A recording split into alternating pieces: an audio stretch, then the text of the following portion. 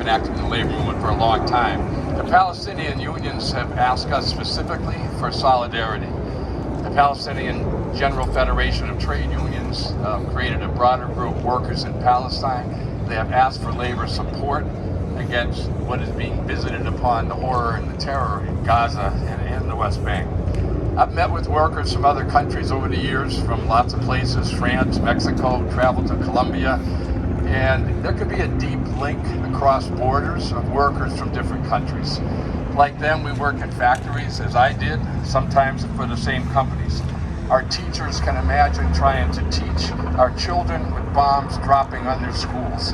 Our doctors, nurses, technicians, and custodians can feel the horror of trying to heal while the hospitals are crumbling around us with no power, no medications, no food. The call for solidarity from Palestinian unions is being answered. Belgium, Spain, India, Canada, and across the globe. It might be a resolution like our Labor Council passed calling for a ceasefire. It might be a march inside the factories where we work. It might be blockading arms shipments. In the U.S., the speed of labor's response to this situation, this crisis, this humanitarian and political crisis, has been much faster than in previous periods of time when I've been active. I remember back in 1967, in that war, it seemed like everybody I knew just wanted to enlist. We didn't know anything except for Paul Newman and Exodus. In Vietnam era, it took many years for the development of a split in the labor movement. You may remember, in fact, there was a famous picture of construction workers attacking anti-war protesters in New York City, and that became emblematic, as though labor was a reactionary force on this issue. But it did develop. In Central American wars also, it took a number of years, but eventually there were 13 international unions that took positions opposing intervention in Central America and organized and supported their own marches in Washington, D.C. Today, things have developed much faster. Grassroots groups like Labor for Palestine here in the Boston area is having a rally today at Congressman Catherine Clark's office, demanding that she support a ceasefire resolution. National unions like the painters, postal workers, United Electrical, and the United Auto Workers, the California nurses, and doctors and interns are all calling for a ceasefire, and so have many central labor councils, even though the national AFL-CIO has not done so. That also includes local groups like the Boston Teachers Union. Service employees have 2 million people. They just passed a resolution against calling for a ceasefire 2 days ago.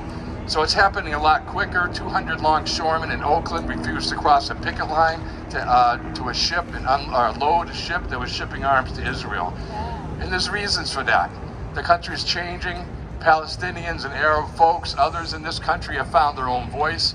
Independent Jewish voices are stronger than ever before. They're on the ascendance, willing to criticize Israel. And I'd say for the labor movement, we've seen this show before. And as I mentioned a few minutes ago, and hopefully we're learning faster. For me, supporting the Leahy Act and asking it to be prosecuted just makes sense. Laws are not meant to just be sit on a shelf. They are theoretically, I assume, they're passed for a reason. And it seems simple enough. Stop supporting and arming people who are slaughtering tens of thousands of civilians, taking thousands of prisoners, by all evidence plan to seize more land by displacing hundreds of thousands of refugees once again. And that's the meaning of the term, as I understand it, a second Nakba. This is not a strategy that even in response to the brutal attacks by Hamas, which were in turn provoked by attacks on the West Bank by settlers, and it goes on, not a strategy that can possibly bring safety to Jews or an end to anti-Semitism or peace in the Middle East and for the peoples of Palestine. Our goal is not just to defend democracy, but to extend and transform democracy, to build the kind of country we want for all. This has to mean a democratic foreign policy also. I mean, foreign policy should not be made by Elon Musk. Is that controversial?